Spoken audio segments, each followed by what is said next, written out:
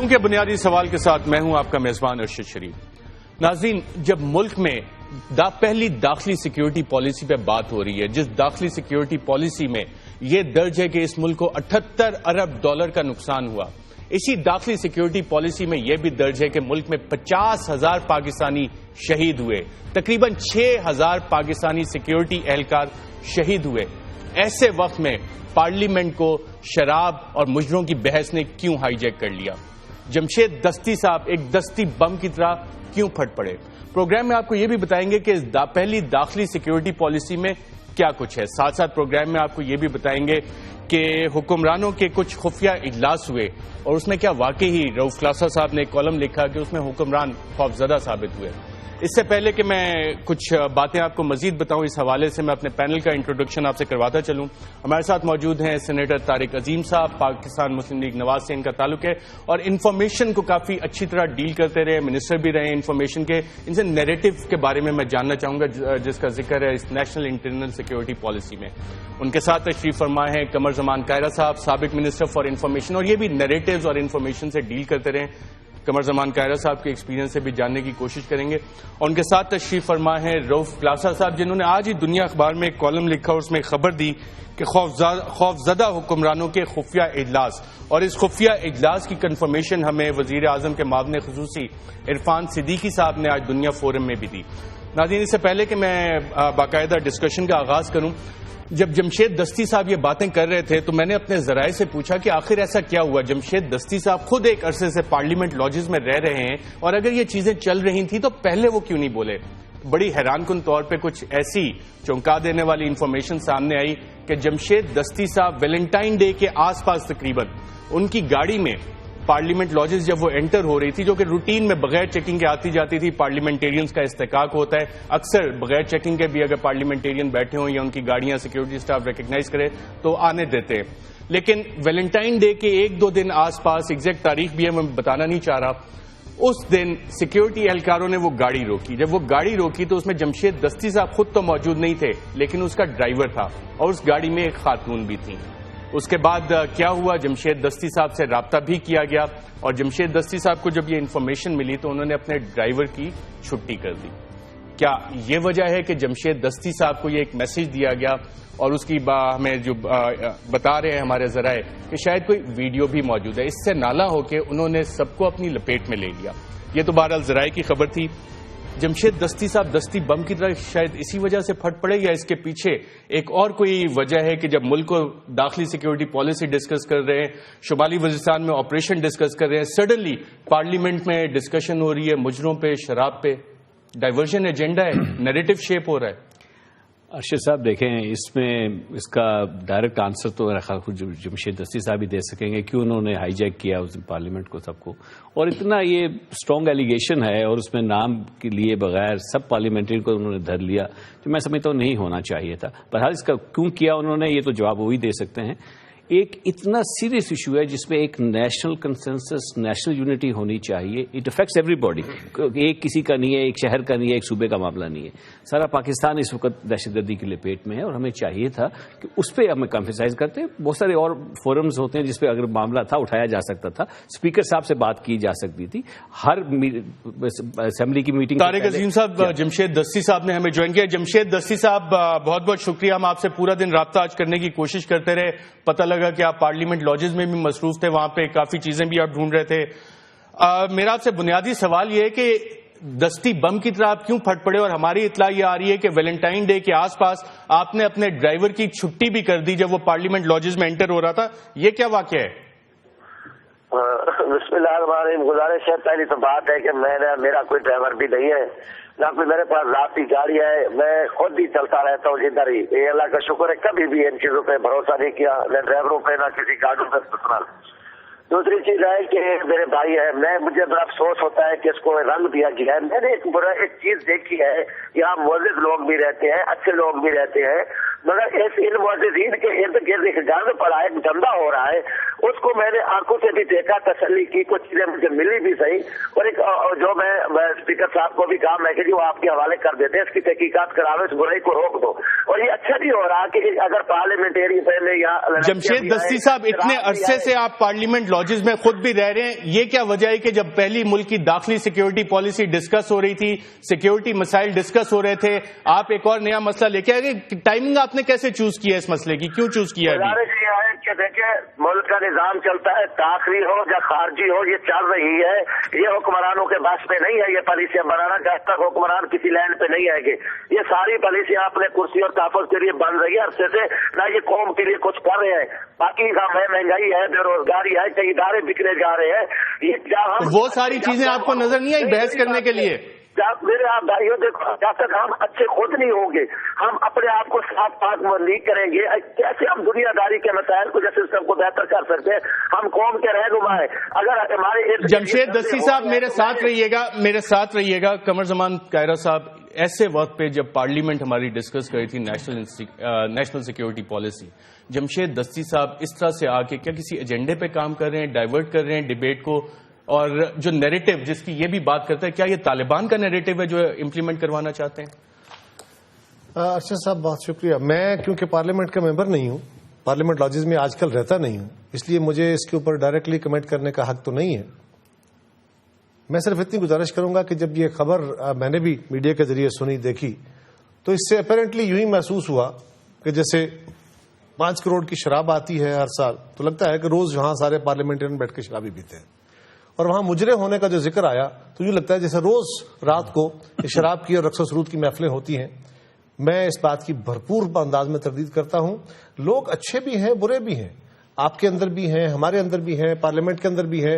जिस तरह के लोग चुन के असेंबलियों में गए हैं वो हमारी सोसाइटी का हिस्सा है। इसमें कुछ कमजोर अदकात के लोग, ये सबसे अदकात के लोग, अहम मौजू ये अहम मौजू नहीं था। और किसी शख्स का अगर कोई किरदार ऐसा था तो वो सीक्रेटली स्पीकर साहब को बताना चाहिए था। मैं जाती तौर पे बेशुमार लोगों के अंदर कमजोरियां खामियां होंगी जी, उन कमजोरियों खामियों को अगर इस तरह एलिगेशन की सूरत में लाया जाए, आज उस ऐवान के अंदर, उन पार्लियामेंट लॉजेस के अंदर जो हमारी खवातीन, हमारी बहनें रहती हैं, खवातीन मेंबर रहती हैं, उनके बारे में क्या इमेज क्या होगा? जो वहां पे नमाजी परहेजगार लोग भी रहते हैं, अगर चंद कोई गुनाहगार लोग भी रहते हैं, अगर कोई खराब लोग रहते हैं, किस में खराबी नहीं है? मुझ में खराबियां नहीं है, आप में खराबियां नहीं है, जमशेद दस्ती में खराबियां नहीं है, किस किस की खराबियों का जिक्र करेंगे? लिहाजा इसका तरीकाकार शायद मुनासिब नहीं था। जमशेद दस्ती साहब में भी कोई खराबियां हैं? ये तो मेरा ख्याल दस्ती साहब आपके साथ मौजूद है, उनसे जैसे आप सवाल जवाब कर रहे हैं, ये पहली दफा नहीं हो रहा है। इससे पहले आपको याद होगा फिरदौस आशिक अवान साहिबा ने भी एक एप्लीकेशन जो है, उन्हें उस वक्त स्पीकर थे, उनके पास उन्होंने पेश की थी और किसी एक और खतून के खिलाफ की थी। लेकिन बात वही थी कि उन्होंने जाकर स्पीकर के चैम्बर में उन्होंने एप्लीकेशन दी थी कि सर ऐसे ऐसे कुछ ये गलत चीजें हो रही हैं तो आप इनको रोकने की कोशिश करें।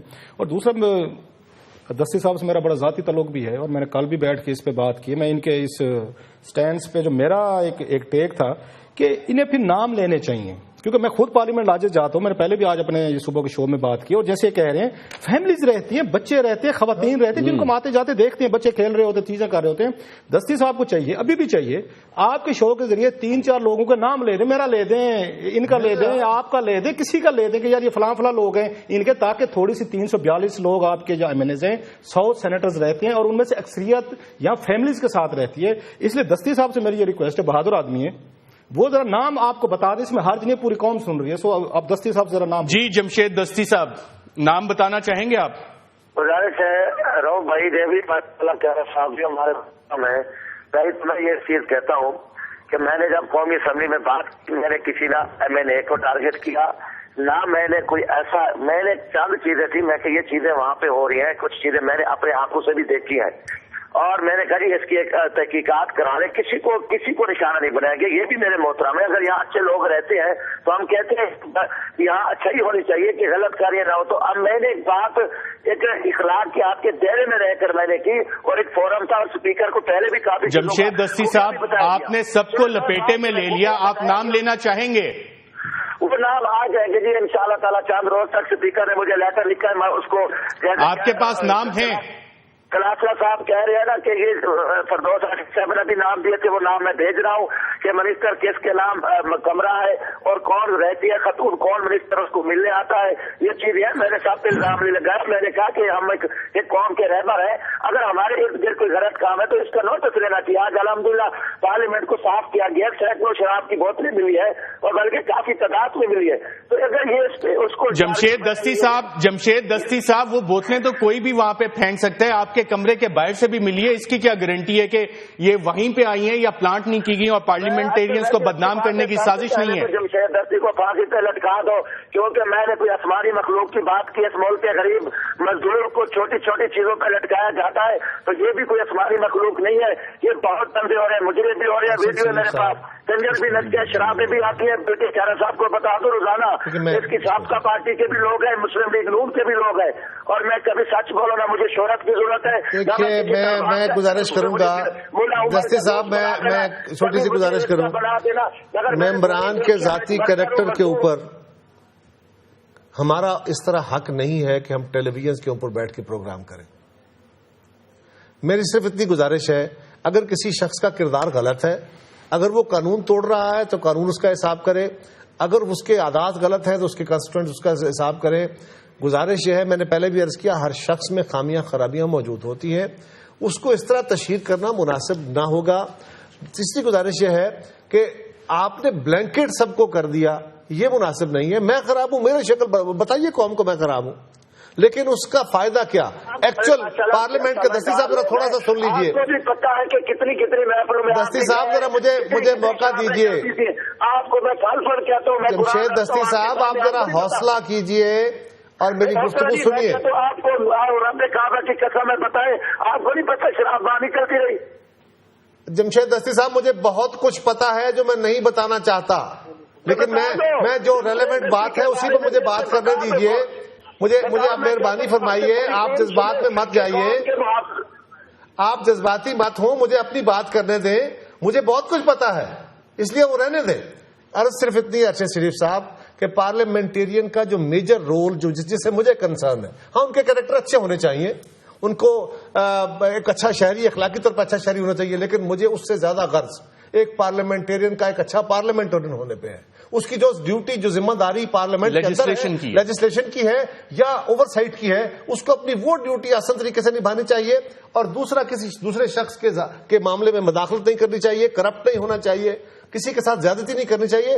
ہاں وہ اچھے مورل کریکٹر کا بھی ہو تو بہت اچھی بات ہے, لیکن اس ملک کے اندر کیا نہیں ہو رہا, مورل کریکٹر کے سرٹیفکیٹس دینے کا رائٹ کس کے پاس؟ کسی کو نہیں ہے. دیکھیں جی, میں پھر دوبارہ کہوں گا کہ اگر ان کو کوئی اعتراض تھا یا ان کے پاس کوئی انفارمیشن تھی, پارلیمنٹ میں ہر سیشن شروع ہونے سے پہلے بزنس کمیٹی کی میٹنگ ہوتی ہے اسپیکر کے ساتھ. اب یہ کہہ رہے ہیں کہ اب میں سپلائی کروں گا وہ انفارمیشن. کیا یہ اچھا ہوتا, یہ پرائیویٹلی ان کو دے دیتے؟ وہ کسٹوڈین آف دا پارلیمنٹ ہے, کسٹوڈین آف دا ہاؤس ہیں, ان کا ذمہ داری بنتی ہے, پارلیمنٹری لاجز بھی ان کے آتی ہیں ان کے ذمہ داری میں, تو وہ اس کو کر لیتے, تحقیقات کر لیتے. اس کی اچھا بجائے ہوگا کہ ہر خاتون اور ہر مرد اپنی اپنی صفائیاں دیتا پھرے گا اپنے حلقوں میں جا کے, اپنے بچوں کو, اپنے لوگوں کو, کہ میں بالکل. جمشید دستی صاحب, عابد شیر علی صاحب کہتے ہیں آپ پارلیمنٹ کی وینا ملک ہیں. ہاں بات تو ٹھیک ہے, وینا ملک اور ریما ملک ان کے گھر کے, ان کے رشتے دار ہیں, جس ریکی خطے سے نہیں ہے ادھر سے آئی ہے. اور ان کا جو وزیر اعلیٰ شہباز شریف آج کل وہاں بڑی بڑی رنگین محفلیں کرا رہے, دنیا دیکھ رہی ہے. ان کا کردار پوری قوم دیکھ رہی ہے, جو وہاں پوری قوم کی لڑکیوں کو نچا رہے ہیں یہاں پہ, تو پورا قوم خوب کی لت بات میں. اچھا شریف صاحب, میں آپ سے گزارش کروں گا اس پروگرام کا موضوع بدلیں, یہ مناسب فورم نہیں ہے اس طرح میڈیا کے اوپر اس طرح گفتگو. میرے خیال سے ایک اسی نیشنل انٹرنل سیکیورٹی پالیسی میں ایک چیز ہے جو کہ موضوع سے بہت ریلیٹ کر رہی ہے, کہ ہم نے ایک نیشنل نیریٹو آن ایکسٹریمزم بنانا ہے, ملیٹنسی بنانا ہے ان کنسلٹیشن ود باقی. اور اس کا ذکر ایک دفعہ نہیں ہے, پیرا نمبر 12 پہ بھی ہے, صفحہ 13 پہ, پیج 14 پہ بھی ہے, نمبر 20 پہ, اور نمبر 34 پہ بھی ہے, کنسٹرکٹ اے نیشنل نیریٹو. تو ہم یہ نیشنل نیریٹو بنا رہے ہیں. جب ہم نے شمالی وزیرستان میں عسکریت پسندوں کی ویڈیوز دیکھی, وہ بھی اسی طرح کی باتیں کر رہے تھے جو آج جمشید دستی کر رہے ہیں, اور ہماری پارلیمنٹ میں یہ بات ہو رہی ہے. تو اس سے ہم کون سا نیریٹو بنا رہے ہیں؟ جی ہم تو جیسے پہلے میں نے کہا کہ ہم تو کنسنسس یونٹی بلڈ کرنے کی بات کریں, یہ نیریٹو ہے ہمارا ایک نیریٹو ہونا چاہیے. ایک ایشو پہ ایک امپورٹنٹ ایشو ہے جو ساری قوم کو اس وقت درپیش ہے, اس پہ ہمارا ایک نیریٹو ہونا چاہیے and it should be consensus narrative. اس میں پارٹی پالیٹکس نہیں ہونی چاہیے, پارٹی ہمیں اسکورنگ نہیں کرنی چاہیے, پولیٹیکل پوائنٹس نہیں ہونی چاہیے. یہ ایسا ایشو ہے جس پہ ہمیں کوشش کرنی چاہیے. دیکھیں ٹوٹل کنسنسس تو آلموسٹ امپاسبل ہوتا ہے, لیکن کم سے کم یہ ہونا چاہیے کہ اس قسم کی چیزوں سے ہٹ کے بیٹھ کے اگر ایک اہم ایشو ڈسکس ہو رہا ہے وہاں پہ, تو بجائے اس کے کہ آپ اس پہ ڈسکس کریں آپ دوسری طرف چل پڑیں. یہ نیریٹو کی بات ہو رہی ہے, نیشنل نیریٹو اس کو ہے کہ ایک پیج پہ آئیں سارے ایک کر کے قوم کو اکٹھا لے کے چلیں. جی قائرہ صاحب, اچھا نیشنل نیریٹو ہمارے ملک کے اندر جس وقت لا اینڈ آرڈر کی صورتحال جو ایکسٹریمزم اور ٹیررزم یہ 3 کیٹیگریز آئی ہیں, یہ اس کی بہت ساری وجوہات ہیں. ہماری گورننس کا سٹائل, اس ملک کو ایک سینٹرس نظام کے تحت آمریت کے تحت چلانے کی کوششیں, اور پھر جو افغانستان کے اندر 2 ممالک کی انٹرونشن ہوئی, ایک روس کی اور دوسری دفعہ جب امریکی اور باقی افواج یہاں پہ آئی ہیں, اس کے بعد اس خطے کے اندر مذہبیت بہت زیادہ پروان چڑھی ہے. ہر دور میں کے اندر کبھی امریکیوں نے پاکستانی حکومت اور دنیا کے ساتھ مل کے یہاں پہ مذہبیت کو پروان چڑھایا, اس پورے معاشرے کو ایکسٹریمسٹ بنایا اور ایکسٹریمزم کو ایک ہتھیار کے طور پہ استعمال کیا, اور کبھی امریکیوں کے خلاف ایکسٹریمزم کو ایک ہتھیار کے طور پہ استعمال کیا گیا. اب اس کی لپیٹ میں ہم خود ہیں. کبھی ہم نے اسٹریٹجک ایسٹ کے طور پہ اس کو استعمال کرنے کی کوشش کی. آج نیریٹو یہ ہے, ہم نے سبق سیکھ لیا, امریکیوں نے بھی سیکھ لیا, جو دنیا میں طاقتور 3 قومیں اس وقت بے مہار ہوئے بیٹھے, ان کو بھی سبق آ گیا. ان کے اپنے گھر میں جب آگ لگی, جب گھر کے اندر ہاؤس اپنا کانسٹیٹوئنسی ان کی جو ہے وہ ڈسٹرب ہونے لگی, اور افغانستان کے اندر طویل جنگ کے بعد تو ان کا نیریٹو بھی بدلا ہے. انہوں نے بھی ڈائلاگ کا پروسیس شروع کرنے کی باتیں کی ہیں. افغانستان کے اندر بھی نیریٹو بدلا ہے. آج پاکستان کے اندر جو عمل کرنے کی ضرورت ہے وہ یہ ہے کہ ہم نے اس ملک کے اندر غیروں کا جہاد کرنے, ہر دنیا کے ملک میں جا کے اپنا پاکستان کا جھنڈا لہرانے اور فتح کی شادیانے بجانے کا جو ایک خواب دیکھ رہے ہیں, اس سے باہر نکل کے اسٹریٹجک ایسٹ کے طور پہ ایکسٹریمزم کو استعمال کر کے ہم دیکھ چکے ہیں. یہ مانسٹر کبھی کام کا نہیں ہوگا, یہ لمحاتی طور پہ کام کرے گا, لیکن الٹیمیٹلی اب اس کو ڈسمنٹل کرنے کا وقت آ گیا ہے. پہلے ہی بہت لیٹ ہو گیا. ڈسمنٹل کیسے ہوگا؟ ڈسمنٹل کرنے کے لیے یہ ایک پالیسی نہیں, یہ خالی پالیسنگ کا نظام نہیں کرنا ہوگا, بلکہ آپ نے ساتھ کلچرل پالیسی کو, اپنے ایجوکیشنل پالیسی کو. یہ بریک کے بعد میں آپ سے پوچھتا ہوں کہ کیسے چینج ہوا. کلاسر صاحب, یہ جو نیشنل نیریٹو ایک آپ نے شیپ کرنا ہے اس پہ, اور جمشید دستی صاحب جس طرح کی یہ باتیں پارلیمنٹ میں لے کے آئے, اس سے وہ نیریٹو شیپ ہوگا ہمارا یا نہیں؟ اچھا, جیسے یہ قائرہ صاحب کہہ رہے تھے, یہ کوئی آج کی ایک دن کی بات نہیں ہے کہ دستی صاحب نے بات کہہ دی ہے تو اس سے یکدم ہمیں احساس ہوا ہے کہ ہمارا نیریٹو ٹھیک نہیں ہے. یہ جنرل جا کے دور سے جس طرح کی ملیٹنسی کو اسٹیبلشمنٹ نے اس کو پیٹرنیج دیا ہے, ابھی بھی دیکھ لیں کہ ہم نے کوئی سبق سیکھے نہیں ہے. اچھا, بڑی مزے کی بات ہے, پالیسی میں تو لکھ دیا ہے آپ نے افغانستان میں ہم نے جو کچھ کیا, جو مار کھائی, بچے مروائے, اور لوگوں کے بچے مروائے, نہ جرنیلوں کے مرے, نہ سیاستدانوں کے مرے, نہ کسی اور کے مرے ہیں, یا غریبوں کے بچے مرے ہیں یہاں پہ, نہ مولویوں کے مرے, اور نہ مولویوں کے مرے ہیں, اور ان کے بچے امریکہ پڑھتے رہے ہیں.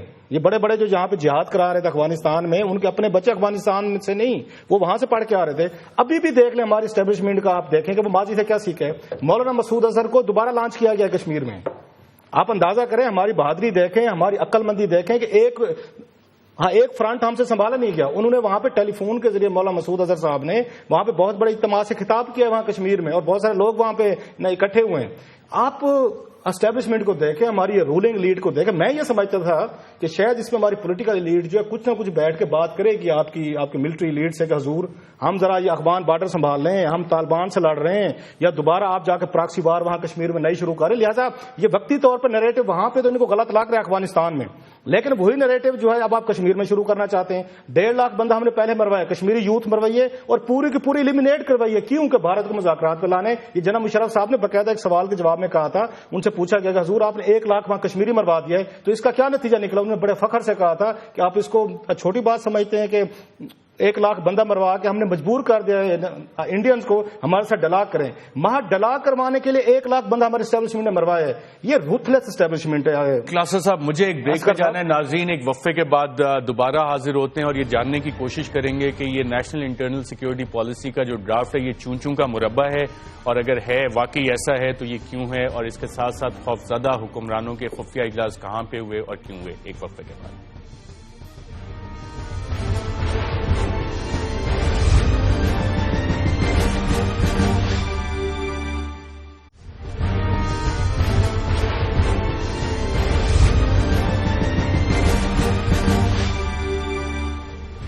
ویلکم بیک ناظرین. پروگرام کے اس سیگمنٹ میں ہم بات کریں گے ایک خفیہ اجلاس ہوا اسلام آباد میں حکومتی مذاکراتی ٹیم اور طالبان کی مذاکراتی ٹیم، اور اس میں کیا باتیں ہوئیں اس کا بھی ذکر کریں گے. لیکن اس سے پہلے کہ ہم آپ کو وہ بتائیں، سینیٹر طارق عظیم صاحب، کہا جا رہا ہے کہ یہ نیشنل سیکیورٹی پالیسی کا جو دستاویز ہے یہ چون چون کا مربع ہے.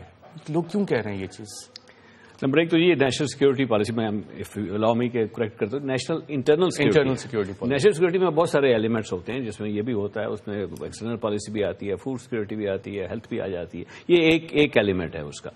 اب اس میں چوچو کا مربع آپ کہہ رہے ہیں اس کو اس لیے کہ مے بی 100 پیجز ہے، اس لیے آپ بات کر رہے ہیں، اور یہ اس میں بہت ساری ایلیمنٹس ہیں. اس میں دیکھیں وہ تو ہوگا جب اس میں ایک چیز تو ہے ہوتی نہیں ہے، اس میں بہت ساری چیزیں ہیں. اس میں ڈیفینس ایلیمنٹ بھی ہے، آپ کو بارڈر سیکورٹی بھی ہے، آپ کی انٹرنل سیکورٹی بھی ہے، اینٹی ٹیررزم بھی ہے، اس میں انٹیلیجنس کی بھی بات ہو رہی ہے، آپ کو نیکٹا کو دوبارہ ایکٹیویٹ کرنے کی بات ہو رہی ہے، ریپڈ رسپانس فورس کی بات ہو رہی ہے. بہت ساری چیزیں ہیں. اور اس میں جیسے جو نثار صاحب نے بھی کہا، ہاؤس میں کہا، پرائم منسٹر صاحب نے اس کو ریپیٹ کیا. مجھے خوشی یہ ہے کہ اپنے ہمارے لیڈر آف اپوزیشن خوشی شاہ صاحب نے اس کو انڈورس کیا اس کو، کہ دیکھیں اس میں جو ہے اگر کسی قسم کی اگر کوئی چیز رہ بھی گئی ہے تو there are plenty of opportunities کہ لوگ اس کو کر سکتے ہیں، بھیج سکتے ہیں.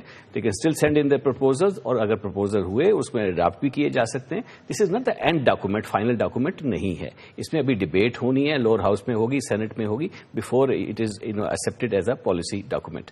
اور اس میں کہہ دینا کہ جی اس میں اب بہت ساری چوچو کا مربع ہے، میرا خیال سے شاید زیادتی ہے ڈاکومنٹ کے ساتھ. قمر زمان قاہرہ صاحب، اس میں آپ کو انٹرنل سیکیورٹی پالیسی لگتا ہے کہ آپ نے کافی ڈیٹیل سے پڑھی ہے، کچھ ایسی چیزیں نظر آئیں جو امپلیمنٹ ہو سکیں، اور جو ایک اعتراض آ رہا ہے کہ چون چون کا مربع ہے جو صرف کنفیوژن پھیلا رہا ہے، کس حد تک یہ کرٹیسزم جائز ہے؟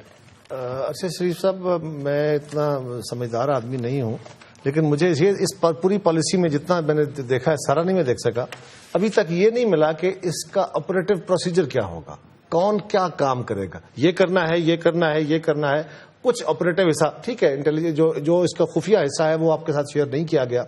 وہ پارلیمنٹ کے ساتھ نہیں شیئر کیا گیا. جو امپلیمنٹیشن پلان ہے وہ پیرا نمبر 10 سے شروع ہو رہا ہے. پہلے 10 پیراگراف میں کیا ہے وہ امپلیمنٹیشن پلان میں بھی یہ ابھی تک نہیں ہے. اور ابھی ایک پروگرام میں میں اور طارق عظیم صاحب اکٹھے تھے. اس پروگرام میں کے پی کے جو ہمارے سینئر منسٹر ہیں ان سے سوال ہوا تو انہوں نے کہا جی کہ ہمیں ایز گورنمنٹ بالکل کنسلٹ نہیں کیا گیا نیشنل سیکورٹی پالیسی میں، جو نیشنل ہماری انٹرنل سیکورٹی پالیسی ہے. اور میں سمجھتا ہوں کہ اس پالیسی کے اندر صوبائی حکومتوں کا انپٹ بہت وائٹل ہے، کیونکہ کاؤنٹر ٹیررزم فیڈرل گورنمنٹ کسی حد تک اس میں فیڈرل فورسز کا کام ہے، لیکن actual issue law and order جو ہے، سیکورٹی جو ہے وہ پروونشل ایشو ہے. اور پاکستان کے 6 یونٹ ہیں اس وقت، فارملی 4 ہیں اور 2 انفارمل یونٹ ہیں، کشمیر اور گلگت بلتستان. ان سے باقاعدہ انپٹ لینے کے بعد ایک پالیسی ڈرافٹ نہیں، یہ پالیسی کوئی اپروول کے لیے نہیں جانی پارلیمنٹ میں، یہ انفارمیشن کے لیے جانی ہے. ڈسکشن ضرور ہوگی، ان سے انپٹ لی جائے گی، لیکن کوئی اپروول نہیں لی جائے گی اس کی.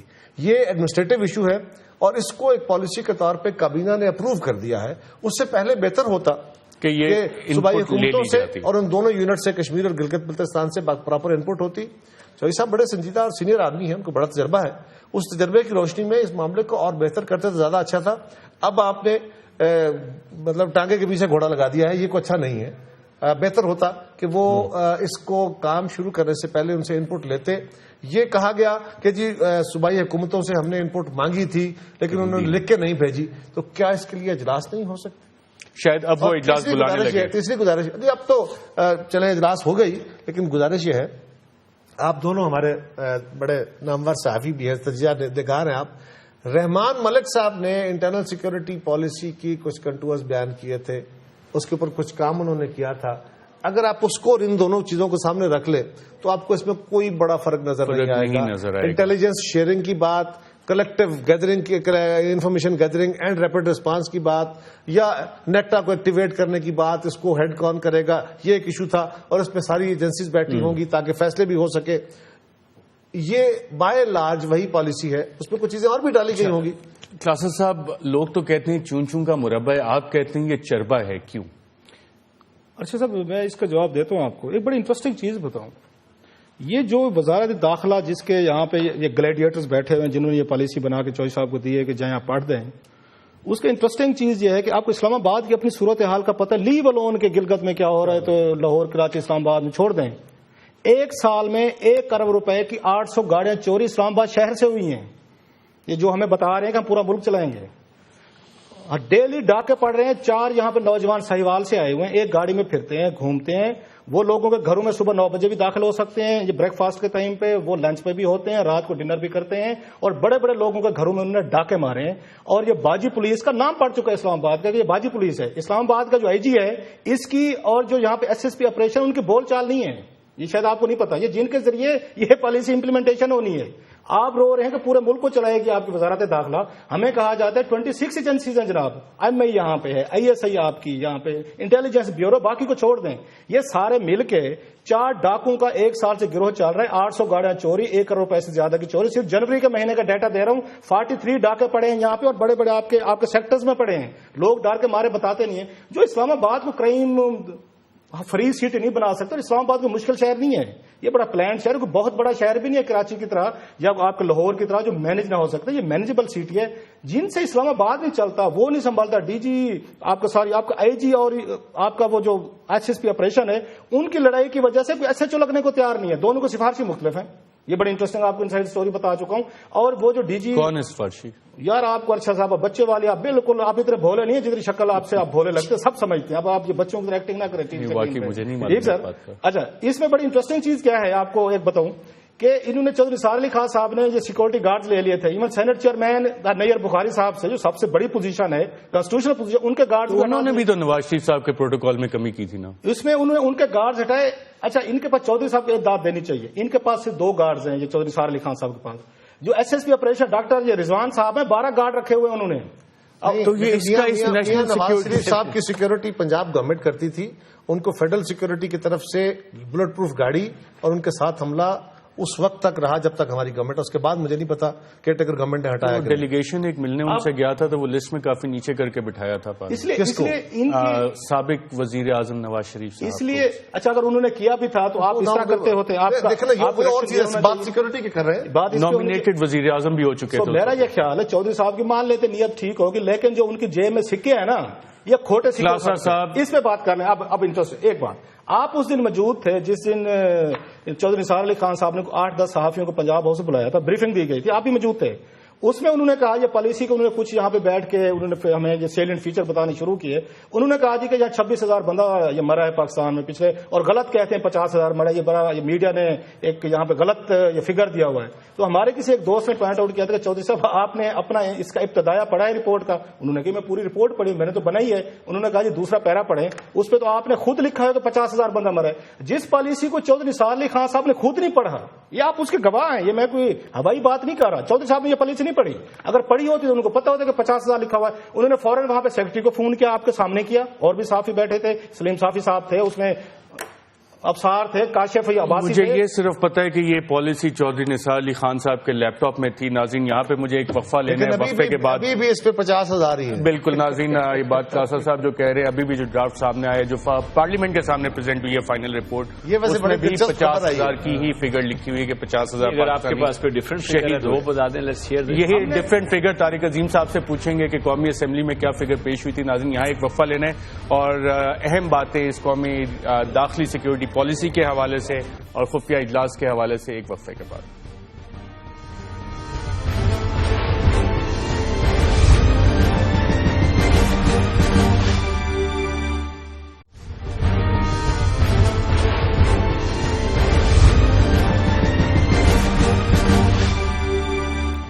ویلکم بیک ناظرین, ہم بات کر رہے تھے نیشنل انٹرنل سیکورٹی پالیسی کی, اور ساتھ ساتھ مذاکراتی ٹیم جو ہے ان کے کچھ خفیہ اجلاس بھی. رؤف کلاسا صاحب کہاں پہ اجلاس کو تھا اور کیا بات ہوئی اس میں؟ ایسے صاحب ایک تو ہمارے دوست ہیں چودھری صاحب سے, بڑا ذاتی طور پر بڑا اچھا تو لوگ ہیں, ان کو ویسے بڑا شوق ہے خفیہ ملاقاتیں کرنے کا. آپ کو یاد ہوگا انہوں شہباز شریف صاحب کے ساتھ مل کے جنک کیانی کے ساتھ 6 بھی خفیہ ملاقاتیں اس وقت بھی کی تھیں جب اپوزیشن لیڈر تھے اور وہ پنجاب کے چیف منسٹر تھے. یہ ملاقاتیں دن میں بھی ہو سکتی تھیں, کوئی ضرورت نہیں ہوتی. مجھے نہیں سمجھ آتی کہ خفیہ اجلاس کی کیا ضرورت ہے جب کمیٹی ایک بنی ہوئی ہے, طالبان کی بھی ہے, حکومت کی بھی ہے, آپ اوپن نہیں کر لیں. انہوں نے ایک اجلاس بلایا سر پنجاب ہاؤس میں, اس میں اور باقاعدہ نواز شریف صاحب سے اجازت لی گئی تھی, ان کی اجازت سے ہوا, ان کی بلکہ آپ کہہ سکتے ہیں کہ اس میں انڈورسمنٹ تھی. پنجاب ہاؤس میں جب وہاں پہ 2 کمیٹیز اکٹھے ہوئی ہیں تو اس کو خفیہ رکھنے کا فیصلہ کیا گیا کہ کسی کو بتانا نہیں ہے. اب خبر اس میں یہ ہے کہ یہ ان کی وہاں پہ منت ترلے ہوتے رہے ہیں, جو حکومتی کمیٹی کے ممبران تو اس حق میں نہیں تھے زیادہ, جو طالبان کی کمیٹی تھی ان سے ریکویسٹ کی تھی, کی جاتی رہی ہے کہ آپ مہربانی فرمائیں طالبان کو راضی کریں کہ وہ سیز فائر کریں تاکہ ہم ملٹری ایکشن روک سکیں گے. یہ اس وقت بات ہو رہی ہے جب آپ کا ٹاسک کا بریک ڈاؤن ہو چکا ہے, آپ کا ملٹری جو ہے وہ آپ کے ان کے پیچھے جا چکی ہے, اٹیکس ہو چکے ہیں. اس کے بعد یہ خفیہ اجلاس, اور اس میں جو بڑی انتہائی ڈینجرس چیز نکلی ہے, جو میسج گیا ہے طالبان کو, جن کے ذریعے بھجوایا گیا ہے, اس میں یہ میسیجز جا رہے تھے کہ جی ہم تو آپ کے حق میں ہیں, ہم کبھی بات نہیں کرتے, کبھی سخت بیان نہیں دیتے, ہم آپ پہ ریئیکشن نہیں دیتے. قمر زمان قاہر صاحب, یہ مجھے تو حیرانگی اس بات پہ ہے کہ آج کے اخبارات میں جو کل وزیر داخلہ نے پریس کانفرنس کی ہے اس میں انہوں نے کہا ہے کہ ہم کوئی آپریشن نہیں کر رہے. آج کے جنگ میں میں نے لیڈ سٹوری ہے, ہم کوئی آپریشن نہیں کر رہے اور ہم نے مذاکراتی عمل ختم نہیں کیا.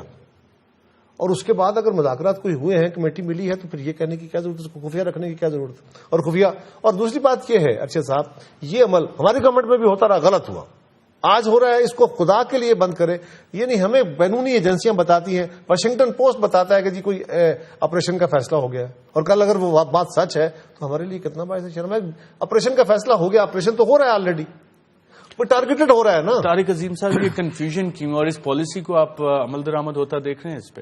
دیکھیے جی, کیوں نہیں, اگر عمل درآمد نہیں ہوگا, خالی یہ پیپر ورک ہے, تو پھر تو نو یوز. اوبیسلی امپلیمنٹیشن بڑا مشکل کام ہے, اس میں تو کوئی شک کی بات نہیں ہے. اس میں امپلیمنٹ کرنا اور اس کو ساری کوآرڈینیٹ کرنا, ایک کوآرڈینیٹڈ پالیسی ہوں گے. اس کے علاوہ امپلیمنٹیشن پلان میں کوئی ایسی چیز نہیں ہے. دیکھیے امپلیمنٹیشن جو ہے اس کی ڈیٹیلز جو ہے اوبیسلی ابھی تک آپ سامنے نہیں آئیں گی, لیکن وہ ان کو انڈیویجولی جو بھی ایجنسیز ہیں آپ کی, ویدر انٹیلیجنس کی ایجنسی کی بات ہو رہی ہے یا نیکٹا کی بات ہو رہی ہے یا آپ ریپڈ رسپانس فورس کی بات ہو رہی ہے, ان کی اپنی ایک انڈیویجول ایس او پیز ہوں گے ان کے اپنے. وہ آپ کے سامنے ضروری نہیں کہ ڈیٹیل میں جائیں کہ جی آج نکلنا ہے تو فلاں گاڑی میں بیٹھیں گے. نہیں دیکھیں, لیٹس بی آنیسٹ کہ سرٹن ڈیٹیل جو ہیں وہ نہیں دی جاتی ہیں آپ کو. You don't go into nitty gritty on these things. یہ ایک انڈیویجول جو ہوتا ہے, انڈیویجول آپ کی ڈپارٹمنٹ ہے, ان کا جو ہیڈ ہے وہ ڈیسائیڈ کرتا ہے کہ یہ اس طرح کے امپلیمنٹ کیسے کرنا ہے. اس میں بیٹھ کے آپ پبلک بحث نہیں کر سکتے. Let's face it, the realities ہیں, گراؤنڈ ریالٹیز بھی دیکھ لیں. ارشد صاحب, بات یہ ہے کہ اس پالیسی کے اندر, میں نے عرض کیا نا, اس پالیسی کے اندر اگر تو آپ نے صرف پالیسنگ کو ٹھیک کرنا ہے کہ آپ نے اپنی پولیس کو, لا انفورسمنٹ ایجنسیز کو ذرا گیئر اپ کرنا ہے, ان کو کوآرڈینیشن میں لانا ہے, پھر تو یہ صرف وہ سیکٹر ہے. اور اس کے اندر آپ کو پتا ہوگا کہ اتنی گاڑیاں لینی ہے, اتنے ٹریننگ پہ خرچے ہوں گے, اتنے لوگ رکھیں گے, اتنا تنخواہ پہ خرچ ہوگا, اتنا ایڈمنسٹریٹو ایکسپینڈ, اتنا پی او ایل, جو اسٹینڈرڈ پروسیجر ہے اس کا آپ نے حساب نکال دیا ہوگا. اس طرح کی بلٹ پوائنٹ بریفنگ بنا دیتے ہیں بابو ہمارے. ایشو یہ ہے کہ اس پالیسی کے اندر آپ نے صرف یہ نہیں کرنا, وہ خدارا اس معاملے کو سمجھیں کہ طالبان کے ساتھ لڑائی, ایکسٹریمزم, جو ٹیررزم ہے, اس کے ساتھ فائٹ جو ہماری فورسز کر رہی ہیں وہ ایک حصہ ہے. آپ نے اس معاشرے کو سافٹن کرنا ہے. اس معاشرے کے اندر آپ نے کریکولم چینج کرنا ہے جو 79 میں چینج ہوئے تھے, جو ایکسٹریمزم کی طرف لے کے گئے تھے. آپ نے کلچرل پالیسی کو ریویو کر کے اس کو ریویو کرنا ہے. پروونشل گورنمنٹس کو آپ نے آن بورڈ کرنا ہے. آپ نے اپنے تعلیمی نظام کو درست کرنا ہے. آپ نے اپنی کمیونیکیشن پالیسی کو درست کرنا ہے. یہ ایک لمبا سارا کام ہے. اور اس میں طارق عظیم صاحب, 2018 میں خل ٹارگیٹ ہے, اور چودھری نثار خان صاحب نے 2 سال کا کہا ہے. سال میں ہو جائے گا یا 2018 تک ہوگا؟ جی انشاءاللہ اس سال کے اینڈ تک ہو جائے گا. شروع ہو جائے, اور طالبان سے شروع تو ہو گیا ہے. دیکھیے 7 مہینے میں آپ نے تو دے تو دی ہے, ڈسپائٹ دا فیکٹ کہ اس پہ کام ہوا تھا, نیکٹا پہ کام ہوا ہے, ڈیفینیٹلی کام ہوا ہے. اس سے پہلے طالبان کو یہ کرکٹ میچ کی بھی دعوت دی ہے. اب اس ذرا سولجر کا ذرا آپ مائنڈ ریڈ کرنے کی کوشش کریں, جس کو کہا گیا کہ تم نے آپریشن کرنا, لڑنا ہے, جانے شہید کر رہے ہیں, اور انہی کے جو وہ میں بھی کوشش کرتا ہوں, آپ بھی کوشش کریں. اگر کوئی بات ایک لائٹر وین میں بات کی گئی ہے, یہ کوئی بات ہے, ہزاروں بندے مار دیں, آپ کہہ رہے ہیں کرکٹ میچ کھیلے ہمارے ساتھ کے اندر, اس ملک اور وزیر داخلہ کہہ رہے ہیں کرکٹ ڈپلومیسی بڑی اہم رہی ہے. ضیاء الحق صاحب نے اس کا اختراع کی تھی, کیونکہ موجودہ حکومت کا ضیاء الحق صاحب سے بہت انفلوئنس ہے. اور طالبان جو سر کاٹ کے فٹ بال کھیلتے ہیں, ان سے لائٹر وے میں اس طرح سے فٹ بال نہ کھیلے, ہمارے ساتھ کرکٹ آ کے کھیلے. جو کل بھی جو بات کی گئی ہے کہ طالبان طارق عظیم صاحب, قمر زمان قاہر صاحب, رؤوف کلاسر صاحب, آپ سب کا پروگرام میں شرکت کیا. ناظرین, ایک اچھی چیز یہ ہے کہ کم از کم ایک کوشش ہوئی ہے کہ نیشنل انٹرنل سیکیورٹی پالیسی کا مسودہ سامنے آ گئے. اس کے اوپر جو بھی کرٹیسزم آ رہا ہے, کوئی کہتا ہے چربا ہے, کوئی کہتا ہے چونچوں کا مربع ہے, کم از کم ایک ڈائریکشن ہے, کچھ پیسے خرچ کرنے کا پلان اس کے اندر ضرور موجود ہے, تقریباً 32 ارب روپے کا. یہ بھی نہیں ابھی تک فیصلہ ہو چکا کہ صوبے اس کا خرچہ کریں گے یا وفاقی حکومت یہ پیسے دے گی.